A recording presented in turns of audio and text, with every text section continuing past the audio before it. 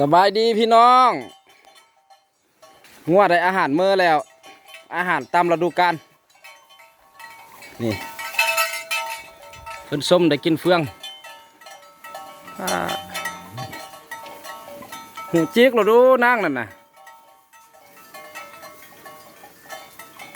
นั่งกันผักกันมาก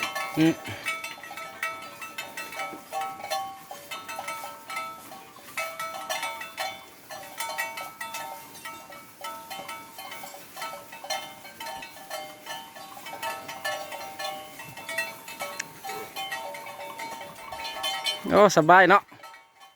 ฮอตบอลฮอตทีแล้วมันยานเสือแดงแบบบัดนะ งัวน่ะแลนออกขึ้นหนูเด้งัวโหกี้ไปก้นมูว้าบ่เอาขาตั้งกองมาบัดแล้วไม่ได้คลิปแล้วเมื่อนี้น่ะต้องบัดตั้งกองก่อน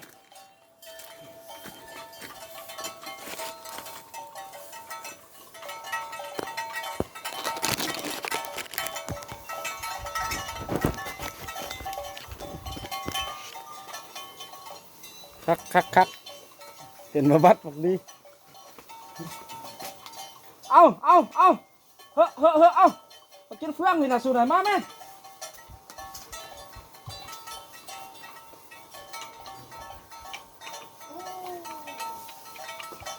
ไปกินจะให้แล้วนะนั่นนี่ก็เลยจงไว้เอานั่นก็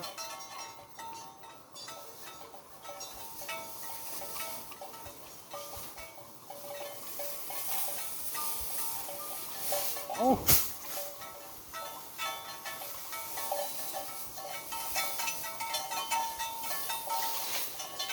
นั่นนะอักน้ำกระหัก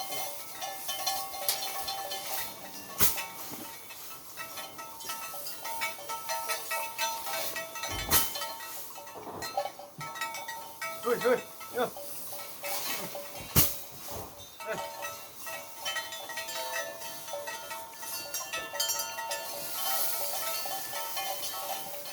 ฮ้ย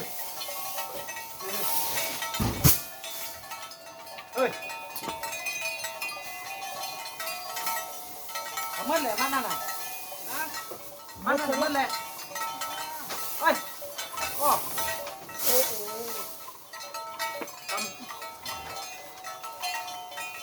โอ้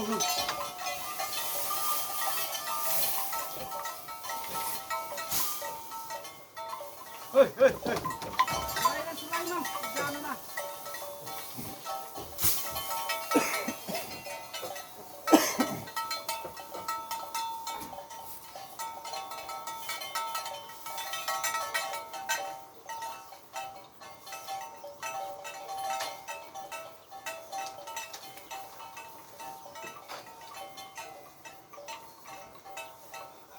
เฮ้ยมาเขาเอาได้ปะ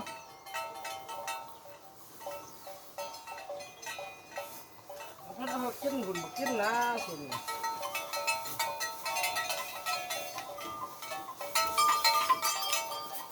เจ็ดหลัดฮะเจ็ดหลัดบ่เขาขั้นมันเอาโอนเขาขั้นมันรับบุญนุ่งในเสื้อนะ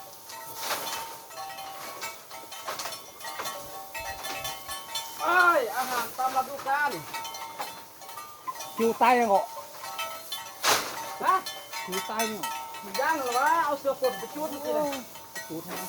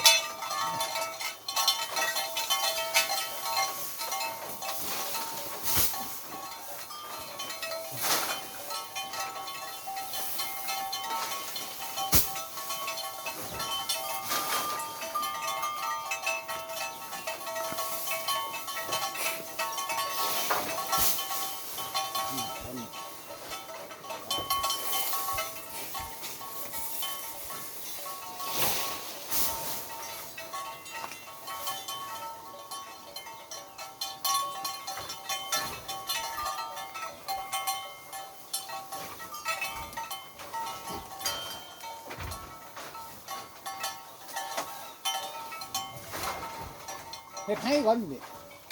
สินหนาให้หยานี่เรามาตัดหญ้าส่วนหญ้าน่ะงงกันนี่ตัดหญ้าส่วนหญ้า มันก็ปล่อยมันเข้าอีกเด้ เราของเขาเลยนี่ของเราอันนี้คือนี่ เดี๋ยวปล่อยงัวเข้าหรอกปล่อยเข้าเด้อ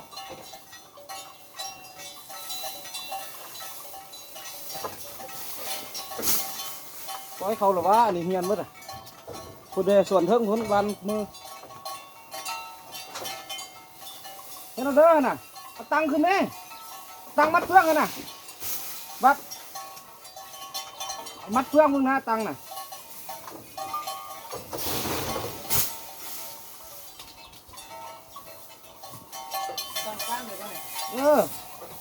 ตังก็ยุ่เนี่ย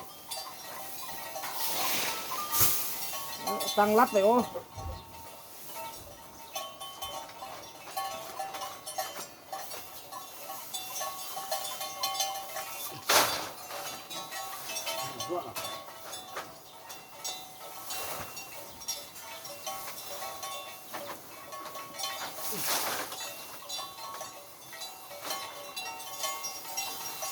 เนื้อในกกในเก่าน่ะ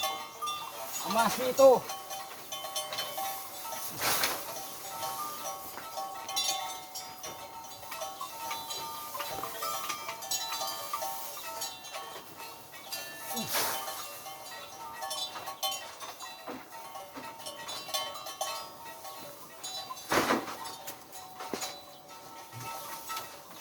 จีก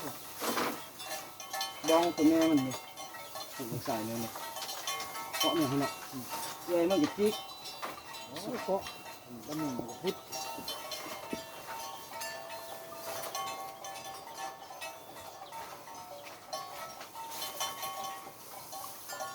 อ๋อดีเจอน้ำสูบ เครื่องมือ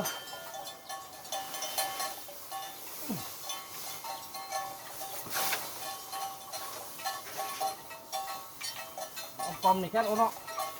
เอาคุยอัพนี่เนาะ